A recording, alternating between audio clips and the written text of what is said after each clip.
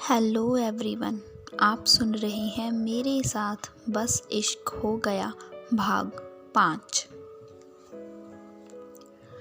दादी के ऐसा बोलते ही डर के मारे चौबे के मुंह का पानी फुआरा बन बाहर निकल जाता है और वहीं सतीश दूर से कहता है, घबराओ मत बेटा, ये तो रोज का है।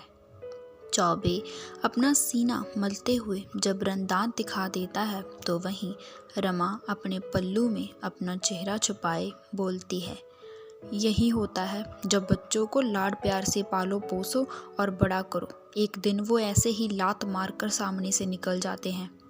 रमा की बात सुन दरवाजे के पास से जा रहे अभिमन्यु के कदम वहीं थम जाते हैं और वो अपना माथा पीट लेता है और तेज आवाज में चिल्लाता है, अब चलोगे चौबे या नहीं? चौबे फटाफट से लपक लेता है और वहीं रमा फुग्गा फाड़कर रोते हुए कहती है, हाँ बस यही बचा था, अब तो बड़े अफसर लोग चिल्लाने भी लग गए, हाय राम क्या किस्मत लिखी तूने मेरी, हाय मैं लुट गई। वहीं अपनी पत्नी को ऐसा करता देख सतीश अपना सिर हिला देता है और कहता है, इतना ड्रामा। अभिमन्यु बात को अनसुना कर वहां से बाहर चला जाता है और गाड़ी के जाने की आवाज़ सुन रमा भी शांत पड़ जाती है और अपने पति को घूरते हुए अंदर की तरफ चली जाती है। शाम ढल रही थी जब एक बार फिर अभिमन्यु की गाड़ी धूल उड़ाते हुए अपने घर के आगे आकर रुकती है, पर उसके रुकने से पहले ही अभिमन्यु कार से बाहर निकलता है और फौरन घर के अंदर की तरफ दौड़ जाता है और इस समय उसका चेहरा बेहद परेशान नजर आ रहा था। वहीं अभिमन्यु को भागता देख ड्राइविंग सीट पर बैठा चौबे हैरानी से उसकी तरफ देखता रहता है। अभिमन्यु जल्दी से घर के अंदर आता है और आते ही उसकी नज़र सोफे पर बैठी अपनी माँ रमा पर जाती है, जिसकी एक टांग टेबल पर टिकी हुई थी और उस पर प्लास्टर बंधा हुआ था और उसका सिर पीछे की तरफ टिका हुआ था जिस पर पट्टी बंधी हुई थी और खून का निशान भी नज़र आ रहा था। और रमा के साथ ही सोफे पर सतीश जी बैठे थे, जिनके चेहरे पर परेशानी की लकीरें थी और साथ ही दूसरे सोफे पर दादी बैठी हुई थी और वो बिल्कुल शांत थी। और उनके अलावा वहाँ पर 2 लोग और मौजूद थे जो दोपहर के समय यहाँ नहीं थे, और वो थे अभिमन्यु के भाई बहन जो दोनों ही जुड़वा थे और अभिमन्यु से लगभग 6 साल छोटे थे। अभिमन्यु जल्दी से रमा के पास जाता है और उसके पैर के पास बैठते हुए उसका हाथ अपने हाथ में लिए प्यार से पूछता है, माँ कैसी हो आप अब? रमा धीमे से आंखें खोलती है कि तभी उसकी बहन बिदी की आवाज़ उसके कानों में पड़ती है जो सिसकने लगती है और उसकी आवाज़ सुन अभिमन्यु शांत पड़ जाता है। तभी रमा धीमी और बीमार सी आवाज़ में कहती है, बस ठीक हूँ। अभिमन्यु कुछ नहीं कहता। तभी रमा अपनी जगह से उठने की कोशिश करती है और उसे यूं उठता देख अभिमन्यु झट से बोलता है, आप कहाँ जा रहे हो? कुछ नहीं बेटा, शाम हो चुकी है और रात के खाने की तैयारी भी करनी है, तो बस वही। कहते हुए रमा फिर उठने की कोशिश करती है कि अभिमन्यु उसे बिठाते हुए कहता है, आप रहने दो, मैं बना दूंगा। हैं? रमा के मुंह से अचानक से निकलता है तो अभिमन्यु झट से उसे देखता है तो बस मुस्कुरा देती है और अभिमन्यु के अपने कमरे में कपड़े बदलने के लिए जाते ही रमा उठकर बैठ जाती है और अपना माथा सहलाते हुए कहती है, ये लड़का नहीं सुधरने वाला, ये नहीं कि ये कह दे, नहीं माँ तुम्हें काम करने की ज़रूरत नहीं है, मैं शादी कर रहा हूँ ना, पर नहीं माँ मैं बना दूंगा खाना, धत इसकी। वहीं बिदी अपनी आंखें पोंछते हुए कहती है, मेरे तो आंसू भी बेकार गए। रमा अपनी जगह से खड़ी होती है और फिर अपने दूसरे बेटे विदान के कंधों पर हाथ रखे बड़े ही खौफनाक तरीके से कहती है, वो नहीं तो तू ही सही, शादी तो मैं करवा कर रहूँगी भले ही किसी की भी हो। विदान रमा को काटे शादी के कीड़े के बारे में सुनते ही डर से सिकुड़ जाता है और तभी पीछे से आवाज़ आती है, आप ठीक हो?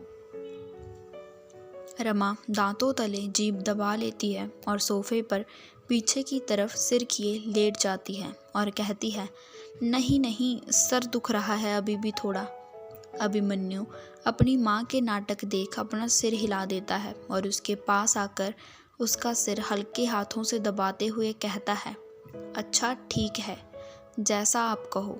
अभिमन्यु के इतना कहने की ही देरी थी कि रमा झट से उसकी तरफ मुड़ जाती है और बिदी भी सोफे पर चढ़ जाती है और वो दोनों अभिमन्यु को घेर लेती हैं। तो अभिमन्यु डरते हुए हाँ में सिर हिला देता है और फिर रमा जल्दी से अपनी जगह से उठती है और डाइनिंग टेबल पर पड़े अपने फ़ोन की तरफ ऐसे भागती है मानो उसकी ट्रेन ही छूटे जा रही हो। और उसे सही सलामत देख अभिमन्यु मुस्कुराते हुए अपना सिर हिला देता है और उसकी नज़र सतीश पर पड़ती है, जो माफ़ी मांगने वाले अंदाज में उसे देख रहे थे, मानो कह रहे थे, पहले इस ड्रामे के बारे में उन्हें पता था पर वो बता नहीं पाए। और इस पर अभिमन्यु हंसकर अपना सिर हिला देता है और डाइनिंग टेबल पर चढ़कर बैठी अपनी माँ को देखता है, जिसकी खुशी उसके चेहरे पर से साफ साफ झलक रही थी। वो अभी ये देख ही रहा था कि सबके कानों में एक तेज़ आवाज़ पड़ती है, जिसे सुन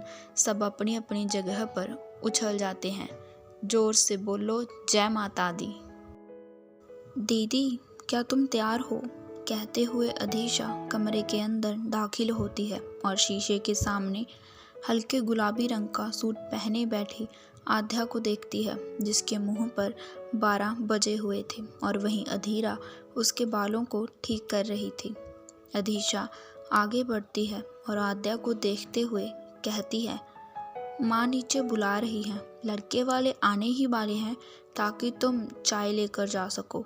आध्या उसे घूर कर देखती है तो अधीशा चुप करके वहीं खड़ी हो जाती है, पर आद्या के चेहरे की चिंता देख उससे रहा नहीं जाता तो वो बोल पड़ती है, अरे दीदी, इतनी क्या चिंता करनी, कौन सा वो कल वाला डीएसपी होगा जो आते ही पैसे मांग लेगा अपने, इसलिए चिल करो ना, लड़के को देखते ही मना कर देना कि पसंद नहीं आया कहकर, सिंपल। आध्या के बाल बना रही अधीरा हैरानी से अधीशा की तरफ देखती है तो वहीं आध्या अपना सिर पकड़ लेती है और फिर अधीशा की तरफ घूमकर अपने हाथ जोड़े कहती है, क्यों हर जगह मनहूसियत फैला रही है? मैं तेरे आगे हाथ जोड़ती हूँ, अब कुछ मत बोलना प्लीज़। अधीशा शक पकाकर चुप कर जाती है। तभी सुमित्रा कमरे के अंदर आती है और आध्या को तैयार देख उसके कान के पीछे काला टीका लगाते हुए कहती है, कितनी सुंदर लग रही है मेरी बच्ची, किसी की नज़र ना लगे, थू थू थू। वो तो लग गई, तुमने देर कर दी माँ। कहते हुए आध्या अधीशा को घूर कर देखती है, जो चुपचाप वहाँ से खिसकने की तैयारी में थी।